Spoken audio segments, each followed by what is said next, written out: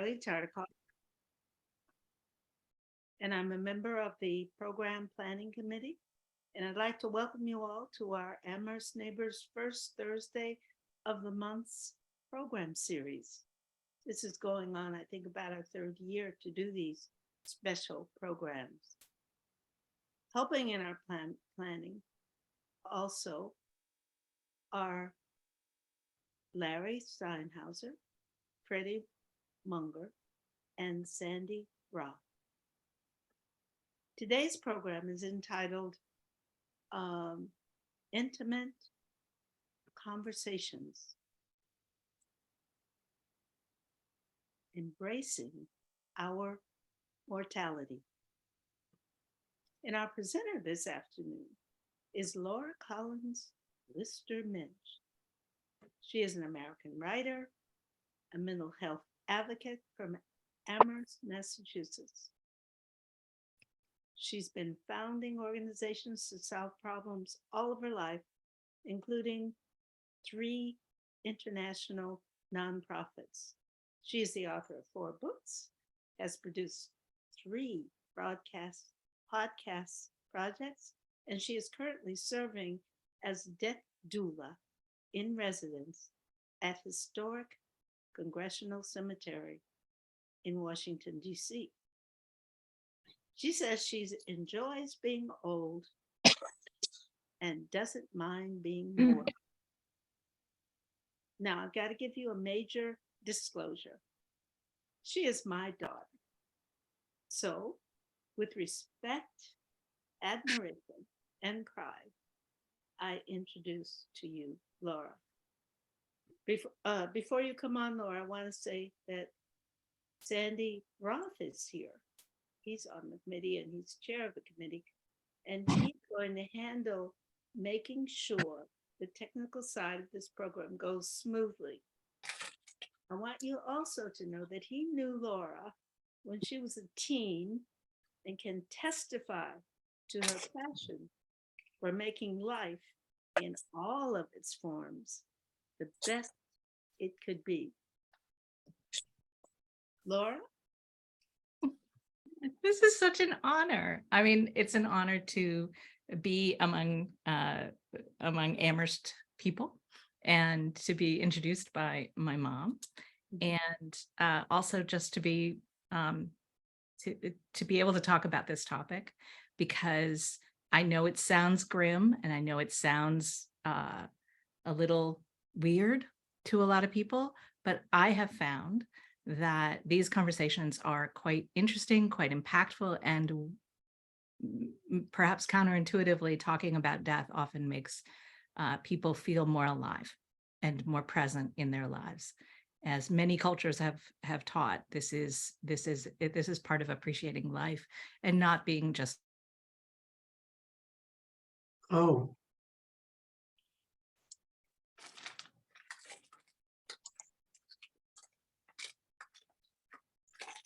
I unmuted myself. Okay, good. I'm sorry. Does that fix things? Yeah, that's good. All right. So I have some slides, not for too long, but I wanted to say hello without the slides in front. And I love questions, so I'm not going to blah, blah, blah for too long, but I really would like to be having a conversation. And I always find these conversations very interesting. There are no wrong questions with this topic, because no one is truly, truly an expert, because we are all living. So I will pull out my slides here.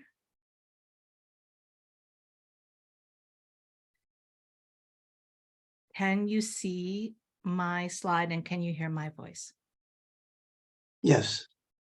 Yes. Yep. Cool. All right.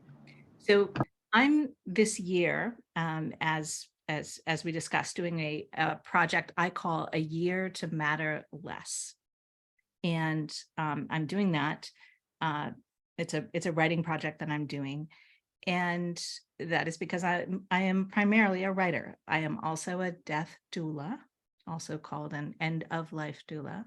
I am a longtime rabble-rouser, as my parents on this call will tell you. And of course, I'm Carly and Gary's daughter. So I'm going to kind of tell you how I got to where I am. All death doulas, all end-of-life doulas are different. And I'm going to tell you my origin story. It starts with being a pretty severe little child. I always wanted things to be better or right or to fix things, and so I think I was probably a little scary as a small child. And then I did go through a period of time in which I was a little more relaxed and a little more earthy and spiritual. And then I ended up being a writer and an activist and an advocate. And so I've traveled the world trying to solve problems and be part of, change out there in the world. So all those things bring me to being a death doula for a lot of reasons. But one thing that I did during COVID is I got training as an end of life doula. And let me explain what that is. So the trainings that I got so far, and I'm in an ongoing training, is I did get a certificate from INELDA, which is one of the larger organizations that trains end-of-life doulas. There are a lot of organizations. There are a lot of individual people who do mentoring, but this is the one I chose. I chose it for a number of reasons, and one of them was that I really liked their balance between practical knowledge, learning about the process of death. I liked their social justice energy. I appreciated what they were doing, and so I went with them as my training. But I could say I've talked to lots of end-of-life doulas and death doulas, those are interchangeable, who have taken different trainings. It's about finding your fit. INELDA was the fit for me. I also got training called Doing Death Differently, which is a training that anyone who's doing hospice volunteering in the United States probably encounters at some point. It was required for me. My INELDA training took, all told, about 2 months of various homework, pre-work, post-work. That was about a 2-month process. Doing Death Differently training took me about a month, off and on. And then I've also taken a specific training in vigil, which is sitting at bedside, being with people when they are dying. And I do a lot of, I attend webinars and classes all the time. I believe that this kind of work, if we want to call it work, or this kind of calling, requires a kind of an immersion and a broad number of influences. And for me, I just feel like it's a continuing education at all times. So these are the trainings that I've had so far that pertain to this. My experience in doing this is actually quite new. Because of my age, people assume that I've been doing it a long time. I find, and because I was featured in a Washington Post article a year and some ago, about a year and a half ago. Excuse me, it was about 6 months ago that the article came out.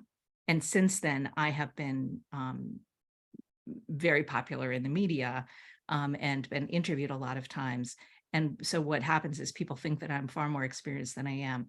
I am very new in this. I am learning. I am humble. I make in no way am I an expert, but I have become a spokesperson. And so I do this in 2 ways. One is I volunteer at a hospice. I sit with dying people here in Washington, D.C. In Washington, as you probably, if you think about the demographics of our capital city, there are a lot of people here who die without much. And the ward that I volunteer at, I could say I was at the hospital today. We have 10 beds on the ward. I would say that only 3 of the people on the ward still have any possessions with them, any personal effects, even their blanket. Most do not have visitors. they have come to the end of life, and they have very little with them. And so my mission is to sit with people who don't have that, who are alone in a room dying. And so I show up every Thursdays are my day, and I do that at Sibley. But the other part of my work, and what end of life doulas, and I'll explain that a little closer later, but I've broken the idea of being a death doula into two parts, and neither of them are the way that it usually works. Most end of life doulas are not working at hospices, and most end of life doulas are not being a death doula in residence at Congressional Cemetery, which actually no one's ever done because I made it up. But being 61 has had an influence on this, because I think people take a 61-year-old woman differently than they would, just by appearance. There's assumptions that I know what I'm doing at a deathbed. But what exactly is a death doula?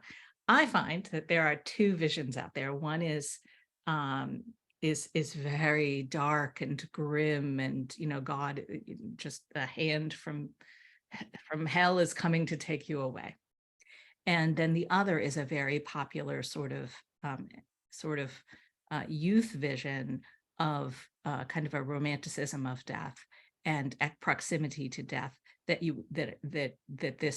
this young woman's image shows me. These are both a very well-known imagery, and I find that sometimes I'm operating between two different visions of what sitting with dying people is, and I don't think either of them are completely accurate, but those are sort of the poles of romantic ideas about what I'm doing. I think this is closer. So it is the kind of work that people in the United States in particular are doing when they're end of life doulas, is spending time with dying people as their advocate, their individual advocate. They are trained in the death process, and they're trained in being able to talk to people about death. And that's something that we don't do much of. We're pretty we have an association magic problem, where we think that if we talk about it, then it will happen, or if we don't talk about it, it won't happen. And both of those are fear-based activities. The fact is, each of us does die. And if we're afraid of death, we might avoid dying people. We might avoid taking care of things that need to be taken care of. We might not have important conversations with our people, and we might not clean up our mess that we're, making, and we might leave an unkind mess of, a lack of organization. We might not have set down our wishes about what we would like to happen when we're dying or after we die, because we're avoiding the idea of death. This is what death doulas do. Actually, each one of these, I know a couple of them personally. These are all what death doulas do. They are willing to have a difficult conversation. They are there for people in the end of life and in setting down their values and their concerns, and just being there with them, just like someone would if someone was birthing. The term death doula, like I said, is interchangeable with end of life doula. But I use death doula very specifically because I am an advocate for us not being afraid of the word death or the concept death. We may not like death. We may not be looking forward to it. We may not be pro-death, but that's like not being pro-exhale and you want to inhale. This is just a thing. But end of life doula is also a beautiful term. It's what my training was in. And, I find it a beautiful term. I personally use death doula, but a lot of people use end of life doula, and they kind of have, they have their merits, both of them. But there are other terms, and there are other terms in other cultures. There are other terms throughout history. And I think that the title doesn't matter so much as it is that we call someone what they say that they are. which is just plain old politeness. For the organization that I was trained in INELDA, which stands for International End of Life Doula Association, they have a very succinct definition, and this is the one that I would probably use. End of life doulas provide companionship, comfort, and guidance to those facing a terminal illness or death. Our non-medical holistic support encompasses emotional, spiritual, and practical care. The question I get most from people about this is, well, isn't that just hospice? It is not. And it is not against what hospice does. It is often part of what happens in hospice. And I am a hospice volunteer. But when you've got a person who is being the advocate for a dying person and gets to know their values and thoughts around death, no one else is doing death. Everyone is doing the living part.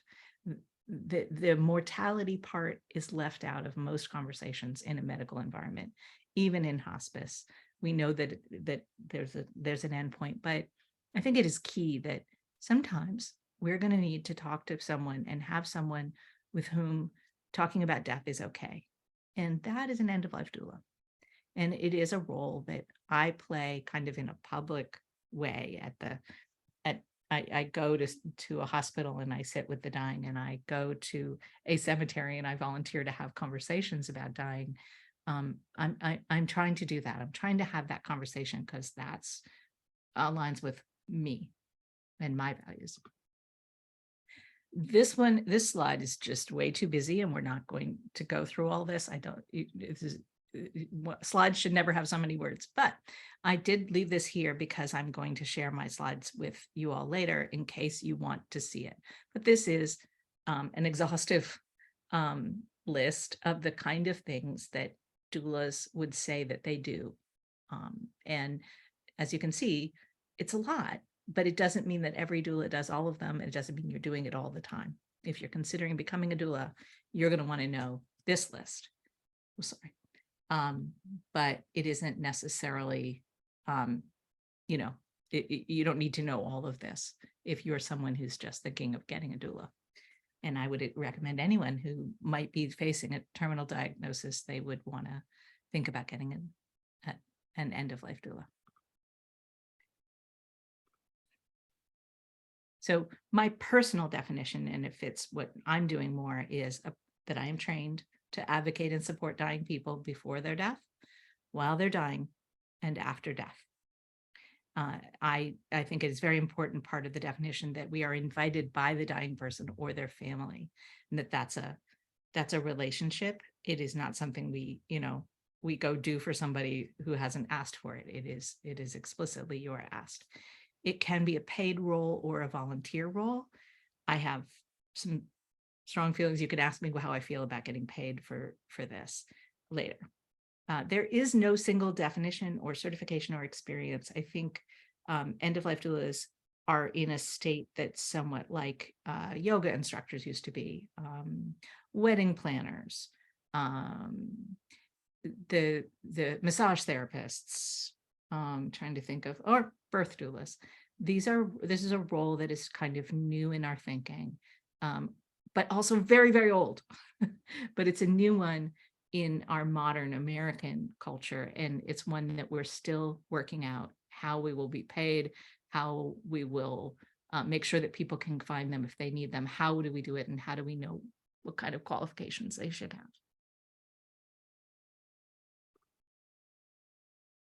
As I said, I've broken this into two parts. Thursdays are my favorite day of the week, and you get to be with me on a Thursday. So I love my lanyard. I haven't had a lot of lanyard jobs in my life because I'm a writer and I've done a lot of things, but it hasn't involved a lot of lanyards. I get very excited when I put on my lanyard on Thursday. I go to my bus stop and I get on the D6 and I love it. I cannot explain why. It just thrills me to be out there commuting in DC, but I just enjoy it so much. And I go to the hospital, and it is an important time of my week. It is grounding and beautiful that I go to a ward at Sibley Hospital. There are, as I said, 10 beds. Today there were 8 people, 8 dying people on the floor. Of them, 3 I knew from weeks prior. Mostly it's new people, and most of them have nothing of their own with them and no people. So I love doing this. I know it sounds very strange, but sitting with people when they're dying, and they're all at different stages of dying, is the most grounding, useful time of my week. I feel truly useful, because if I wasn't there, there wouldn't be someone else. And I today got to sit with some very extraordinary, interesting, and then some people that I know nothing about except that they were breathing, and I just breathed with them.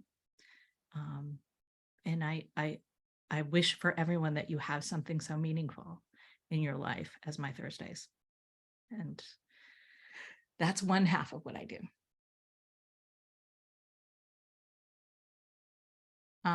As we've established, I was a weird kid, and I'm a weird doula. So I volunteered to help dying people here in DC. And I volunteer to go to the hippest cemetery, which is Congressional Cemetery here in DC. It's an extraordinary place. It's a dog park. It's a gardening place for people in the city. We have yoga, we have outdoor movies. We also have funerals and we bury people. And I get to be part of all of it. But the biggest thing I do down there is every Saturday, I hold a Death Doula day on Saturdays for a couple of hours. And we do activities that are, I would call death aware or death positive. And I have the most interesting people in DC, in my opinion, come to these events. And it's a really interesting thing to just sit and explicitly talk with people about death, or do things. We have activities, we have singers come, we have speakers, we do every week something interesting. And this week we're writing our bucket list. And Mark, my husband, bought me an actual bucket for this activity. At the hospital, I would say that I am the weirdest candy striper in the world, because I'm going there and I'm, unskilled and just learning and just being there and being given meaningless tasks.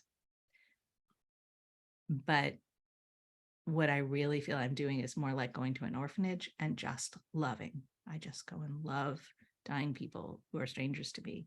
And they didn't ask for this stranger to be above their beds, but it's about love. And I love loving, as my kids would say. On the dying part, on the being with dying people, I sat down a couple of months ago and I just wrote down all the emotions that I can remember feeling when I've been with dying people. And I was thinking about it, it's probably 100, 150, maybe 200 people that I've been with during their dying process in the last year or so. And the feelings I have are they're across the board. I try to stay very present in the moment, but there's lots of feelings I have, and some days are better than others. And I think if you're thinking of doing this, and I would recommend anyone try at some time in their life to volunteer to be with the dying and not be afraid of their dying. You will feel many things, but I feel useful.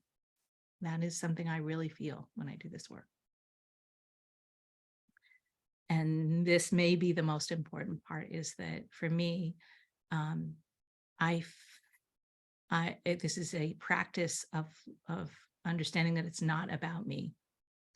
And so every Thursday I spend a lot of time not being about me, and it makes me appreciate and be present in my own life in a better way.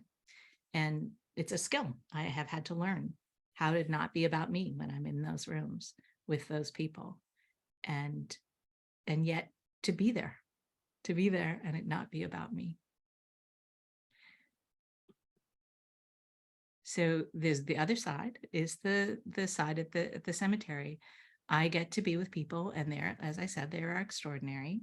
We bring snacks. Mark bakes for them, and we get together in our chapel. You can see one of these pictures is in our chapel. We also have a gatehouse. People often email me and say, are we going to be outside? And I'm like, no, we actually have indoor spaces. We also do stuff outside, as you can see. And we eat sweets and we have a really good time. We have some very interesting conversations like this one. And it's been, the project is a 1-year project, but we'll see. I might renew. I've just actually talked to the boss down there. I may renew and do it again for next year as well. Or maybe I'll find another death doula who will do it. And as you can see, the feature in the Washington Post was a real catalyst for a lot of conversation, a lot of visitors, brought a lot of people to our cemetery, which made me happy.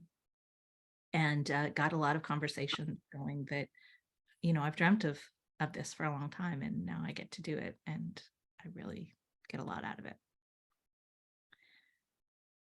Another thing, of course, is helping people with practical stuff.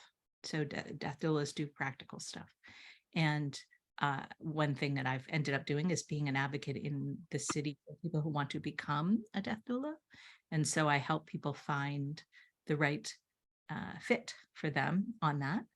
I'm also very, of course, interested in helping people find an end-of-life doula for themselves. And that doesn't have to be when you're dying. It could be well before that, when you want to work on your legacy, you want to work on your paperwork. And I bring show and tell. The third picture there is my show and tell. I have piles of planners, death planners, and I help people, just paw through them and figure out what they want to use. I actually sent my parents the knockbox one, the third one in there. And I really believe that organizing yourself is part of living, not dying. And all of this is about living well and relationships with people. Is all our fear of death has to do with a fear about relationships. So having our positive, grounded connectedness is living well. And the last picture there has two things. One is a template. I use a lot of worksheets. I'm the daughter of a teacher. We did a exercise about writing your own obituary. And it was like a date event. People came with dates to do this. It was hilarious to me. Young people, old people. We get people who come who are dying. We've had several very ill people come because they want to not be among people who don't mind talking about dying. But we also have a lot of young people who are nowhere near death. We have a lot of people who are living independently, and they need to figure out things about what would happen if they died, if they don't have children, that they want to give responsibilities to. So we talk about some tough issues. It's really interesting, like genuinely interesting. And then also the last little bit is the Death Deck. It's a game, card game, and I highly recommend it. I can get you a 20% discount because of my position at the cemetery.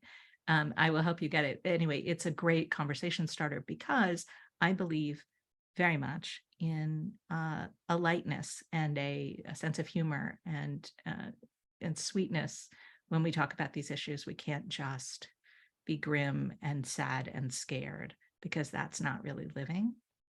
And also my parents on this call taught me that, activism and comes with a good potluck. So we have to, don't let them steal our joy. We have to eat well, we have to play, we have to talk, we have to have relationship. That is the best way to think about our mortality, in my opinion. you'll also have this. I hope that you will contact me if you have interest in any of these topics, if I can bring you any other information about these topics. And then I'm gonna turn off the slide, and I would love us to have a conversation about these topics. And by the way, I haven't been able to see you during all of this, so if you've all slept or left, I'm going to stop sharing and see. But this is the end of the presentation part of our afternoon. You're still there. So I would like to get comments, questions, and to clarify anything that I've said. I welcome it. Looks like Mom is muted.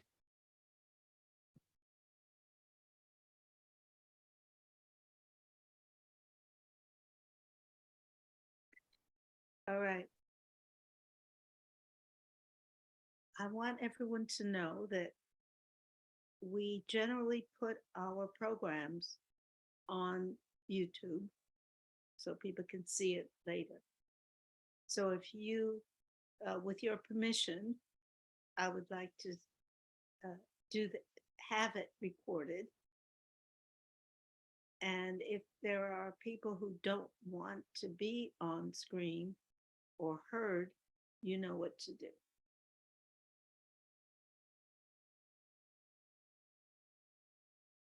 So let's start with a question.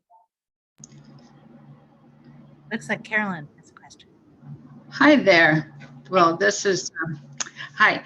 I am a hospice volunteer, actually, as a hospice volunteer. It's kind of how I came to Amherst Neighbors, but that's a whole nother story. Thank you for being here today. I really do want to come back and ask you how you feel about getting paid as a death doula or not. We're going to go straight to controversy. Yeah, sure. Tough conversation. This whole conversation is controversial, so. So this is just my feeling, but I feel like women's labor is often treated as without value. And that roles like this, and not just this one, but fall into a space where people don't think that they should, that it has financial value. And by the same token, I think a lot of us fall into a thing because of our passion, because of our desire to do good and right. And we put up with, we believe the money will work out if our passion drives us.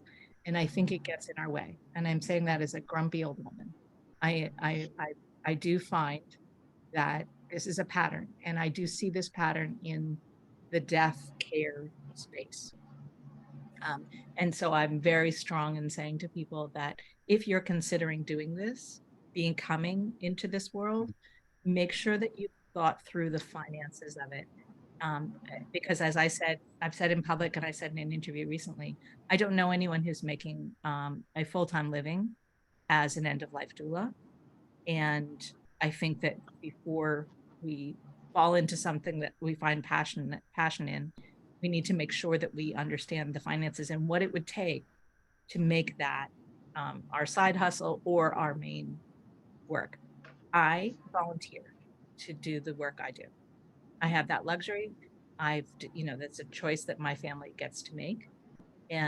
But if I had to do anything that I'm doing, I would not, none of it would be paid.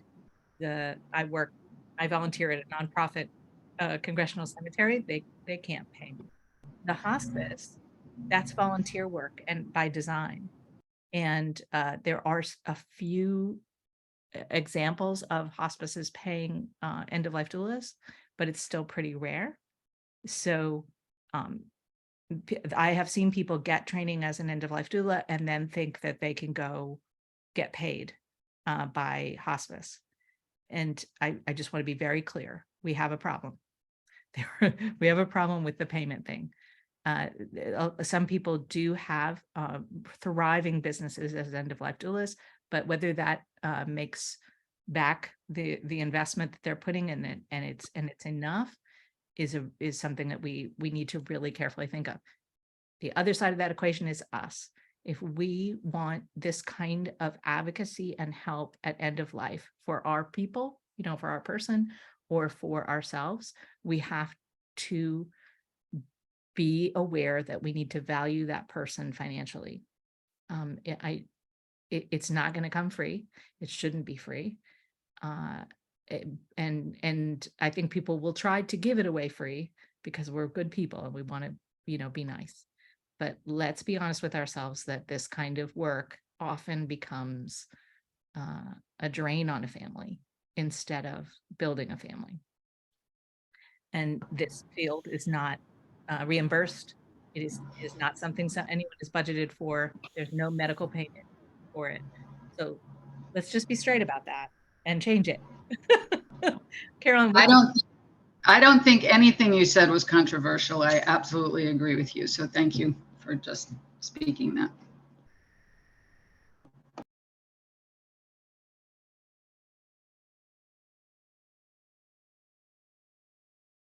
Margaret Smith. I think you're still muted too.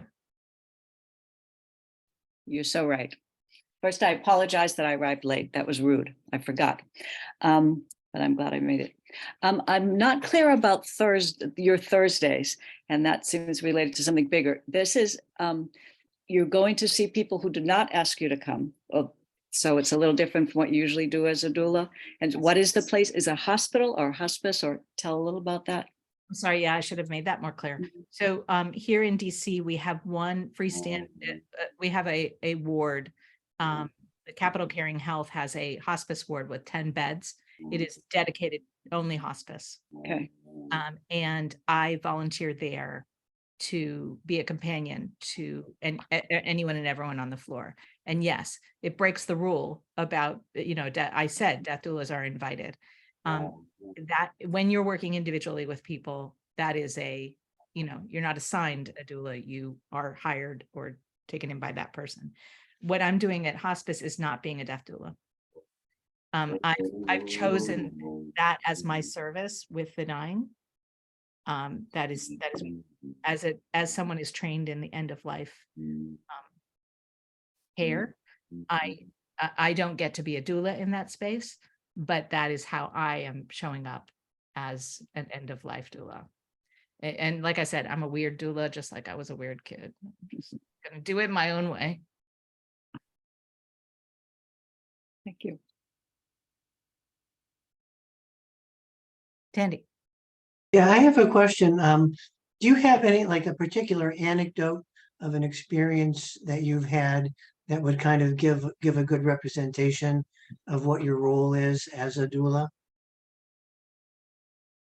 I think the closest thing to being the thing that I do most as a doula is the work I'm doing at the cemetery. And that is because I am having open, frank conversations with people about dying.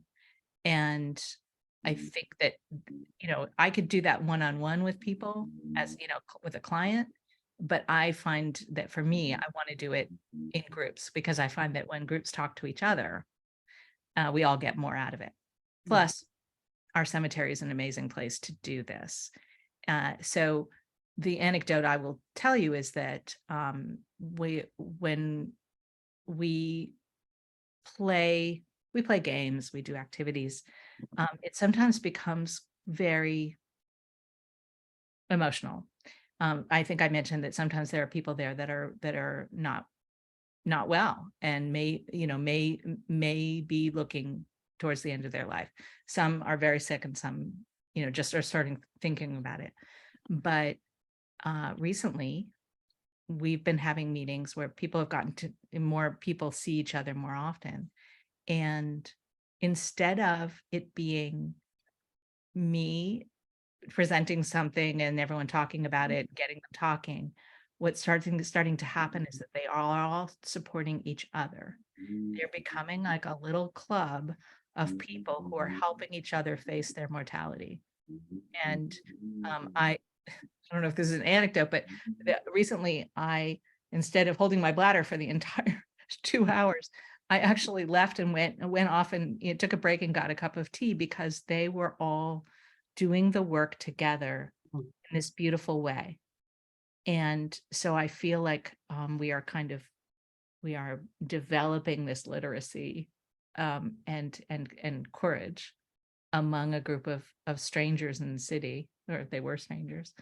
And that to me is the best work I could do. And I'm really loving that my interest in my training has brought me there to facilitate that, if that makes sense. That's a great example. Thank you. Cynthia.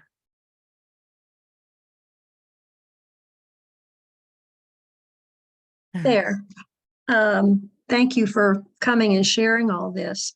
I've been a hospice volunteer, and I've been with family members who are dying and die.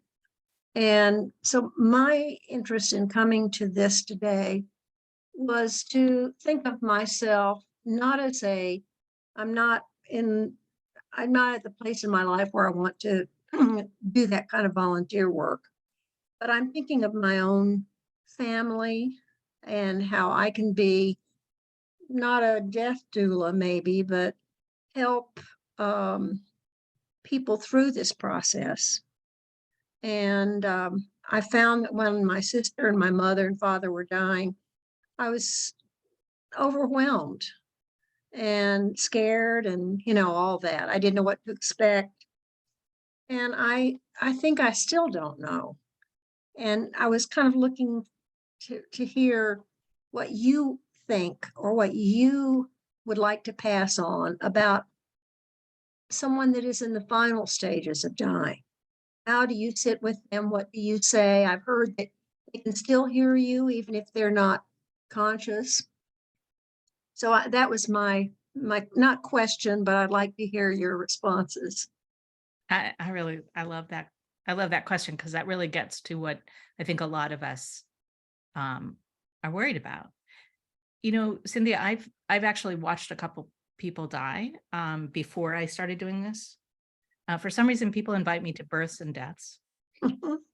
So what's interesting to me is that after having this training, what I've learned is that I didn't know what I was seeing. So now I look back, like you said, it's confusing. You see something, you think it's just this person in this day, but having seen a lot of people in various stages of dying now and having some training, and for example, I went into a room today and I saw a gentleman breathing in a certain way. And I recognized the breathing pattern because of my training and my experience.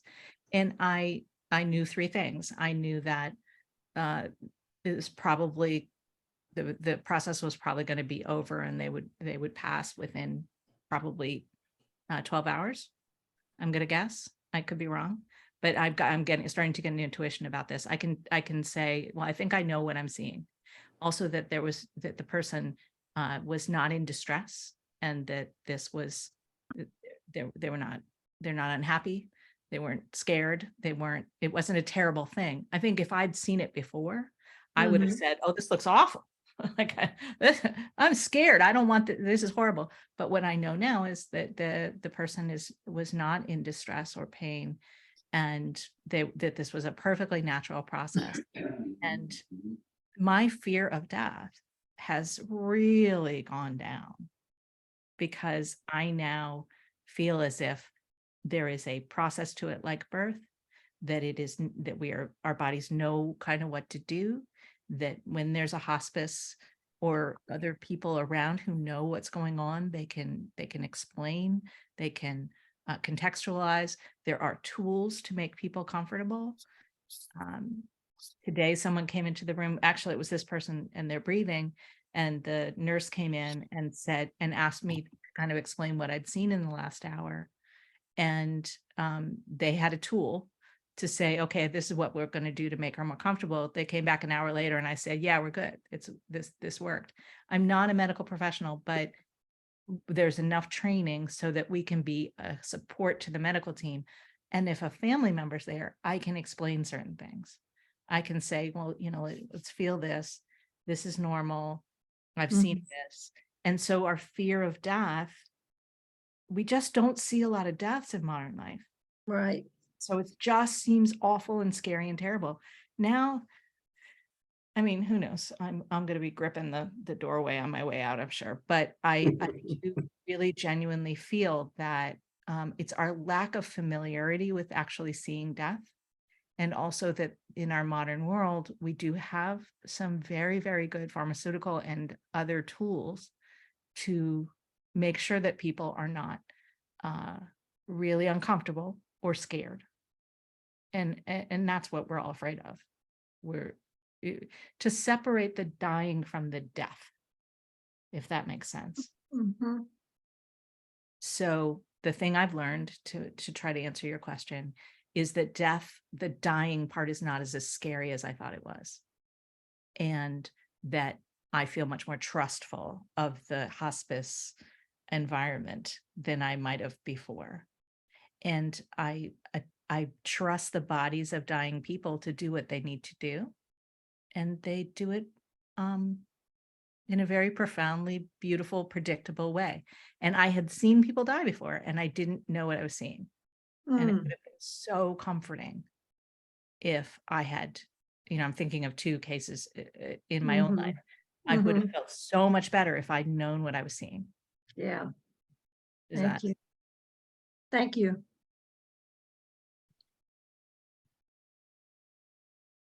Martha? Yes, hello. Thank you very much. I'm wondering what your role would be in the way you think about your role with a person who wants to stop eating and drinking at a certain point. This one was a tough one for me when I first heard about it. So there is it's VSED, voluntary Right. stop of eating and drinking. I have personal reasons why the idea of fasting and not eating are really confronting to me. So I was very unhappy with this idea. I now have become completely converted to it being an option. When we love people, we try to feed them, and we think that they are parched. But if you think about you've probably seen animals, pets at end of life, they withdraw from eating and they withdraw from drinking. They pant a lot and then they pass peacefully. Humans we're mammals. There is a process, and it is legal to support someone in it. It is a decision that is now made within hospice, sometimes, not always, but it is a way to make choices at end of life when you have terminal illness.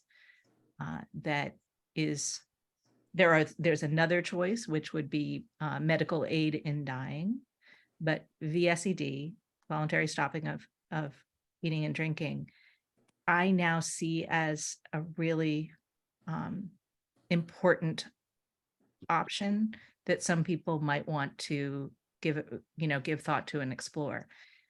And what would be your role with that as a doula, an advocate? I mean, there seems to me there'd be several ways to approach that from your perspective or from the doula's perspective. I love that. So a doula's job is to meet a person and find out what their values and desires are. Your guide is that person and their individual values and desires, and to help them document them, and then to be with them for their death, because they've decided this is how I want to die. Of course, just like birth plans may not go exactly as we plan, but you can make a death plan with your end of life doula, and they're your advocate with your family, with your doctors, with anyone else who might be involved. So let's say somebody decided I want to choose voluntary stoppage of eating and drinking. the person would need to document that. They would need to talk to their doctors, but your end of life doula would be the person helping you get all that in place. And also during your dying process to, to make sure that everyone around you knows that that was your choice. That's what you've decided to do. And there are specific ways to comfort and take care of someone in that, who's doing that. Just like, and some doulas specialize in this. There's also other options, like in DC, until they take it away from us in the Senate, we have a choice of medical aid in dying, where we can get a pharmacist to prescribe us a medicine that will stop our life. And you can do that in the context of hospice legally here. VSED is legal here. But it would be a matter of having a doula who understood that, who supported it, and was able to, experienced in the process, and would be there to support you still have a medical team. It's not like you go off in the back, go under a bush like your cat and do it. You're dying is not something you get to do alone anymore. And I think that's probably good. Anyway, the doula's job is to help your wishes be followed. It's not to guide them or to do it to you or at you, or it's to understand your wishes and help you enact them with all of your ready supports, not alone with you, if that makes sense. Yes, thank you very much. I know doulas who this is part of the services that they regularly do, is help people with VSED and with medical aid in dying. Not all will, because each end of life doula is going to be different. I'm not qualified. I've been trained in it, but I would need experience. I would never do something that I don't feel that I have the experience to do. So I'm still early on in that sort of thing.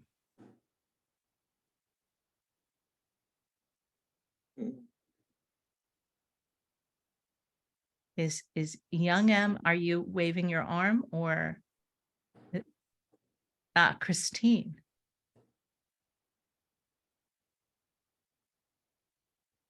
She's muted. Christine Soundhalter, do you want to unmute?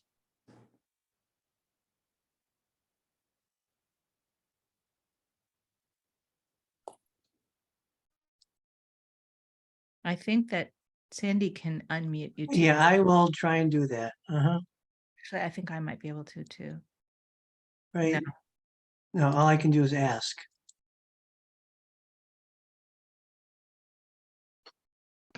Ah, there you are.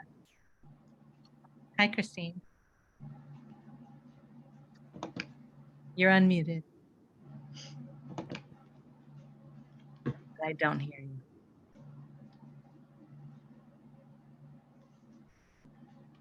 I think your microphone might not be on.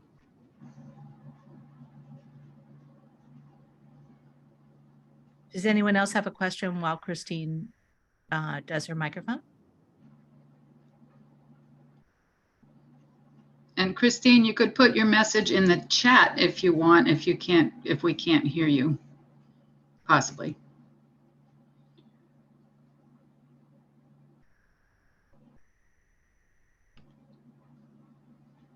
I have another question if no one else is coming along. I can't see everybody, so. Oh, Rosemary, let's go with Rosemary. Rosemary. Yeah, I have a question about just the early part of talking about death and confronting it. And I wonder if you're familiar with the program that probably Compassion and Choices promoted for a while, the 5 Wishes. 5 Wishes. Do you feel that's helpful for people? Hugely. We did a 5 Wishes Day 2 weeks ago at our weekly meeting. And it was fantastic. We had a group of people around a table. Some of them have done it before, some hadn't. You can do it on paper. You can just go print it out, or you can order it and get a printed copy, or you can do it electronically. It's a wonderful document. I have done it, and then I've redid it. Like it's easy to redo. Have you done it, Rosemary? We have done it quite a while ago, and I feel like there are some changes that I'd like to make. So I think the idea of redoing it might be time. I highly recommend it. It's a planning document. It's not long. It's 5 wishes, and there's no right or wrong answers. You get to just state what your values are around certain issues. Who do you want in charge of things? Who do you want informed about your health? Things like what would you like to happen during dying? What medical interventions you would want or not want? You name it. It's not a will. It's this is who I am. These are what my values are, and these are my preferences. And it's also a legal document in all but I think 4 states. Mhm. And you would want to copy it and have it with your medical records. If you're in hospice, it should be in your file. But the most important thing of all these planning documents is share it with your people. So it doesn't do any good to do planning if it's not shared with people, which means you have to have an awkward conversation with your people. And I don't know, my kids don't like this conversation. They hate it when I bring it up. But, just try it, and they roll their eyes, and then try it again, and then try it again. That happened with us. We talked about it with our children, and they read it through, and our daughter just burst out in tears. And that was probably a very healthy thing to do, actually, because she was showing her emotions. Oh, I love it. Yeah, 5 wishes is marvelous. And although there are lots of other things you can get, you saw that on the table, I had all these other tools. There are lots of tools you can, the only tool you don't want is not doing it. If all you do is get a piece of paper out of your printer and just write down, this is what I would like for my funeral. This is who I want informed if I'm ill. Just any of these things, get started, share it with your people, and then do it better a little more later. But just don't leave it. Don't leave it. I've seen some awful things. And I volunteer in a hospice, and apparently more than half of the people in the hospice have no plan. They genuinely are dying within the next 6 to 12 months, and they don't have a plan. And awful things happen when that happens. It is not good to leave things unsaid. And I have written letters to every single person I know, and I've done the 5 wishes, and I do all these things. I know I sound like a ridiculous human, but I do think that it helps me live better every day in a positive way. I'm wondering what you had experience with things called death cafes. I went to one in Lincoln when I was living there after my mother died, and it was really helpful because these conversations about death are so hard. And I have the 5 wishes, but I haven't filled it out because I find it very difficult. It is. And that, yet we should be, even the person who was doing the learning and retirement program on the taboo against death, she canceled it. I don't know what happened, but people don't want to talk about it. So about true. Death. They don't. And that is what a death cafe is for. So Death Cafe is it started in the UK. It's, I think in the 80s, I could be wrong, maybe 90s. And it is basically an informal conversation with no topic, no speaker, no agenda, no religion, no proselytizing. People come together, they talk about death without an agenda. Believe it or not, you can spend 90 minutes without a agenda. And it is facilitated by someone, anyone can facilitate one. There's a website called deathcafe.com. And if you go to it, it'll tell you what the rules are, but it's actually, think of it as kind of like an AA meeting for death fear. And I've been to many of them, and I always leave feeling more connected to other people. What you found, Pat? You found the one that you went to made you feel. It was very connecting with people that I never had known before, and it was always over food. So the 2 times I went, people bought baked goods, and it was a very, I mean, I was surprised because we learned so much and we got to share so much with total strangers, and it kind of did desensitize us all to have those next conversations with other people. Exactly. We have them every other month at the cemetery, and it's never the same group, it's never the same conversation, but always feels as if we've just more connected with other people and less afraid of death. At least for me, that's my experience. Yeah. Has anyone Thank else you. been to a death cafe? They are, there's a list of them on the Death Cafe site.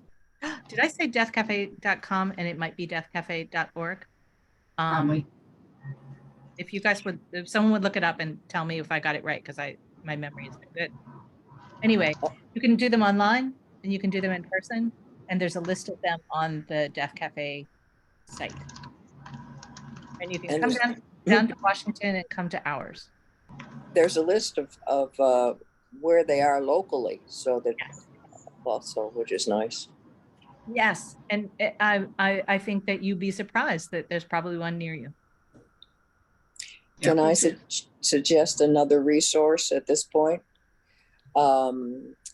I just discovered last week, listening to the Positive Living website, and it's a place that you can put all your information on the internet and allow only the people you want to have access to it. And I thought, what a relief. I'm tired of dealing with all these papers. And so I've started filling it out. And so far I'm pleased, but I'm sure that there's going to be a lot of competition for these kinds of sites because the boomers are aging. But it's OURADDIO,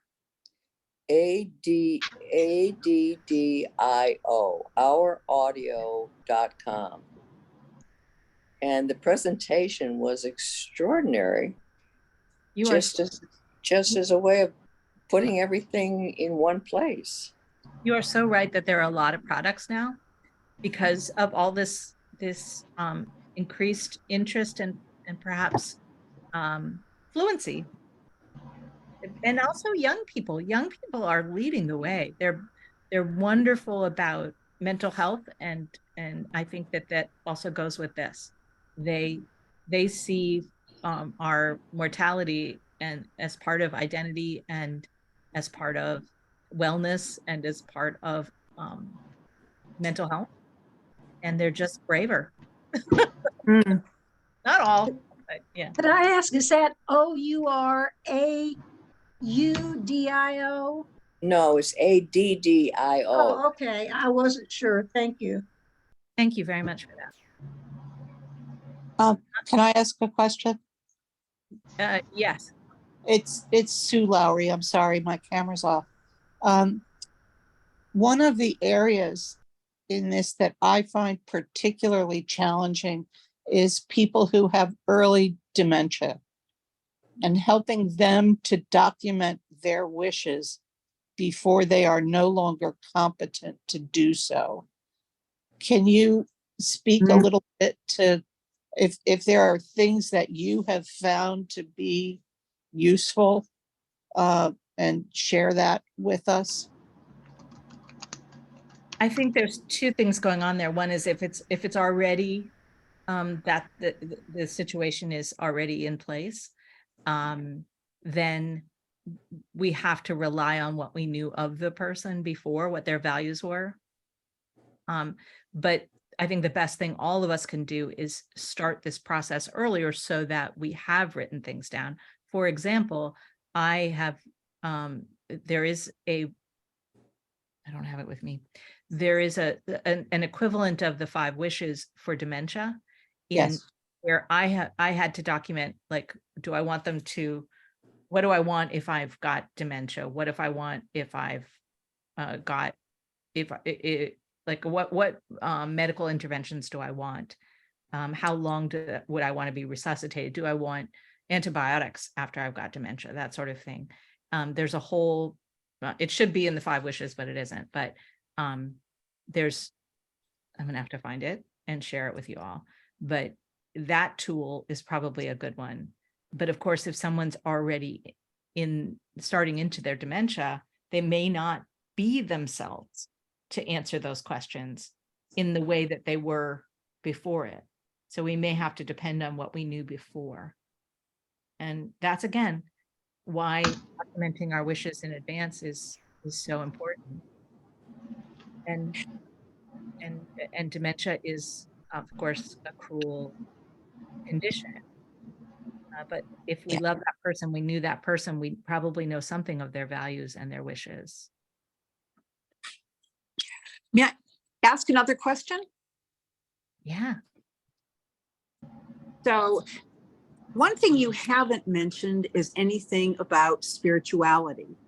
And yet some people would think that dying would be one of, perhaps your life's one of your most important spiritual experiences.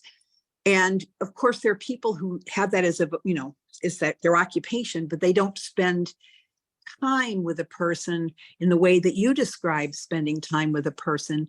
And I just, and I think, I imagine that there is a variety of professions that could play a role during this time in somebody's life. And some of it has to do with luck and some of it has to do with resources. But can you sort of, where do you see this fitting within those? I remember this documentary I saw, it was about a Zen hospice in San Francisco where there were monks. And it was clearly sort of an emphasis on that aspect as well as the physical. Does this come into, or would it depend on the doula? Definitely depend on the doula. So I think finding an end-of-life doula or a death doula, you're definitely finding your alignment on spirituality. Mm-hmm. And we are trained not to bring our own in. Sure. So because it's about the person, it's not about me. So I'm an atheist. And so my not imposing that, but my being able to carry forward the wishes of the person who does have a different spirituality than me is really, really important. I can't bring the skill of prayer into caring for dying people. And that actually does become an interesting thing. People at hospice have asked me to pray with them, and I have to remain myself, but I also have to be there with them. So I've had to learn better skills in that. But there is one thing, is that hospice does involve chaplains. And chaplain, so one of my good friends at hospice is a chaplain. She's an Episcopalian, and she, is very clear with people. She's not coming into the room to just give her flavor. There are many doors to Jerusalem. She is as a hospice chaplain, her job is to find the resources for that person. So for example, at the high holidays, we were scrambling around trying to find a rabbi. Her job was to help find the right spiritual person for the person in the bed. It is never to impose or to just be generic. They need their spiritual needs met. We can't be generic with people and really follow their needs and hopes. It doesn't, I suppose, necessarily have to be someone who shares their faith, but this is basic stuff. This is mortality. This is really, really, and we can't just leave that aside. I think we have to be there with them. And we're in Washington, D.C. We see every kind of person in the hospice. And I think that our chaplain has a beautiful way of doing that. And that's what chaplains do. So we are very fortunate to have the hospice system for that reason, I think. So there can be kind of like a team, a dying team. That's what a hospice is, a dying team. And those of you who are involved with hospice know what a brilliant concept this is. It's not only is it a team, you know, with medical and nursing and chaplain and volunteers. Volunteers are part of the constellation around them, but the patient and family are included. Only part of healthcare where the patient isn't just the patient, it's also their people, their family. And when a family member comes into the room in hospice or is there, or it's at home, the family is fully part of the hospice treatment or support team, including me as a volunteer, including the death doula, if there's someone there in that capacity. Wouldn't it be lovely if all healthcare was like this? Yeah, absolutely. Thank you. I have a question. That reminds me of what kind of work do you do, or do you do this? I've been with people when they died in a hospital and at home, but it seems like there wasn't any plan or ideas about what to do immediately following death. The family might be there, the hospice workers might be there, and yet I felt like there was something missing, because there was something about, okay, this person's spirit is gone, the body is dead, but what can we all do in this moment? Have you? Yes, and this is something that end-of-life doulas definitely do, and a reason why you want someone like that on your team. So rituals and really looking at the person as a whole, not just their body. But like you said, if you have worked with an end-of-life doula, or the family has, presumably that death doula has talked about what are the sorts of things that matter, what kind of rituals, what kind of smells and sounds, what kind of comforts, what would you like to happen within 10 minutes or 4 hours? Who would you want to call? All of that stuff would be discussed and planned. But just being in hospice doesn't mean that will happen. They're not going to do that. Your family members may not want to do that. They don't want to think. But if you have someone in that capacity, it doesn't have to be a death doula, but shouldn't we all perhaps have thought that through? What we don't want people to have to wonder, well, what did you want? Yeah. Or what do we all do now? And when do we leave the room? And what do we say? Have a plan. It's like this space of time. That's weird. You're absolutely right. And most people think that you have to just the body becomes dangerous within 5 minutes. None of that's true. And an end-of-life doula might there's also tools that we have to lengthen the time after death before you need to do that, and ways to help clean the body, rituals, ways to bring the family in to be part of it, children, for example. But all of that are things that you can discuss in advance. If you avoid these questions and these discussions, then everyone is going to be like you said. It's like, what do we do? Who do we call? But if we do write it down and we have a plan, if we do have resources like a death doula, or you've talked to the social worker in the hospice team, where you've got a plan. I think that's a comfort and a brave thing, not a weird, morbid thing. Good. Thank you. Judith. Just quickly in reference to that last point, I've been with a family and at the point of death, they sang together. Music. Yeah. It's a lovely option. At our hospice, we have a group of people called the Threshold Singers. And I had them come to our first event at the cemetery where they sing around people when they're very ill or dying. And they volunteer at our hospice, is how I know them. And they give you a sound bath. And we also have other musicians who come. When I'm in hospice, the only time I cry is music. I am undone by when people sing, or it just brings all the emotion.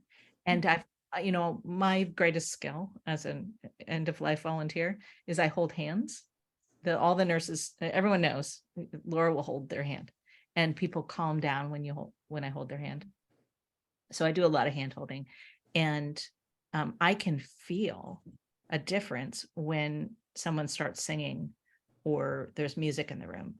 I'm really not a super spiritual person, honestly, but I have to say that I can feel the person calm down.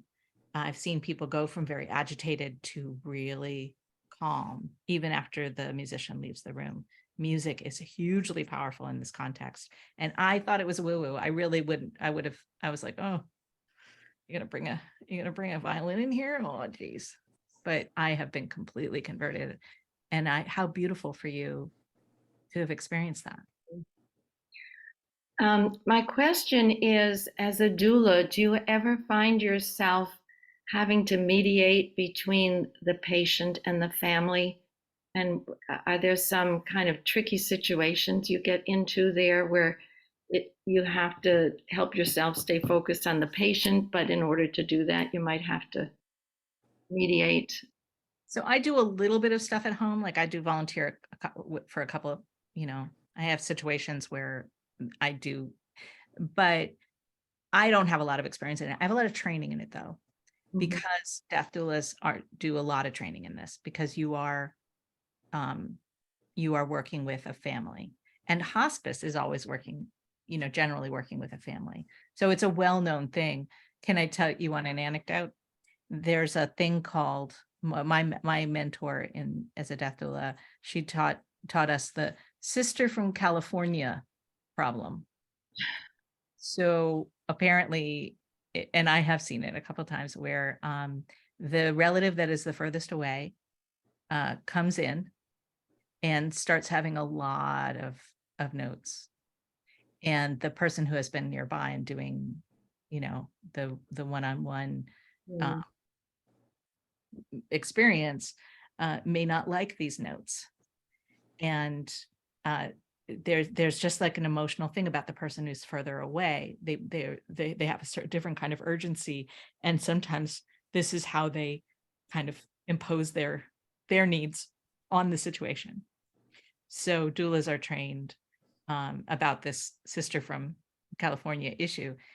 We're not counselors, but again, it's all about, what did the person who's dying, what were their values? What did they want? What did they say they wanted?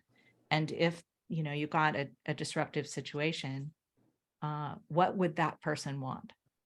If that's always the lighthouse is, what does the dying person want? What are their values and preferences? And maybe you don't know them very well, and the sister from California comes in, but you still know the patterns. And if I do individual work, I know that that's going to be more of a challenge. I've seen a little bit of it, and of course, all of us have seen it in families, right? I think we could keep that guide, keep on the person. What do they need? Do they need peace? Then that needs to go outside. Did they want the person who's been caring for them to be sent away or disrespected? Probably not. So it's that person's needs, not trying to make everybody happy. That's at least what my training would say. Thank you. Mom, I think you had a question.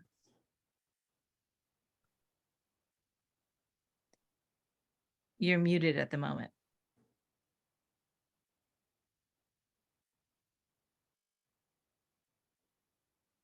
Okay. Can you hear me? Okay. We have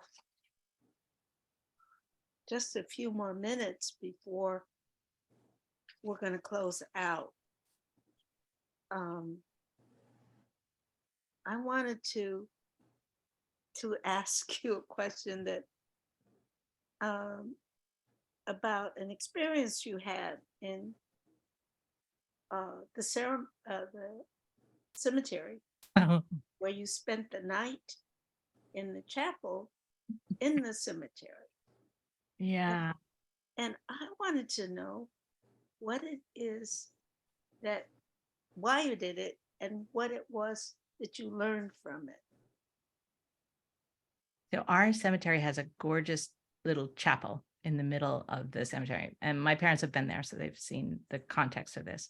Yes. But the chapel, it was built in like 1920. So the acoustics in there are very, they've given a lot of thought to how it sounds and how it resonates. It's just an amazing space. And it's where we had those singers come demonstrate singing.